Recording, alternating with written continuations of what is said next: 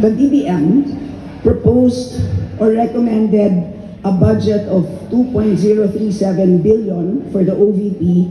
Kami naman po, ang Committee on Appropriations yesterday recommended, to be exact, 733,198 million pesos, which means merong cut of 1.293159 billion pesos.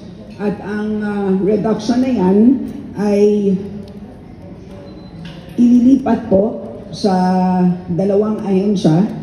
And as I had mentioned earlier, for two programs, the DSWD-AX program, which is assistance for individuals in crisis situations, and DOH MAIFIP, or the medical assistance for indigent and financially incapacitated patients. In other words, dalawa pong very important social protection programs ng ating gobyerno.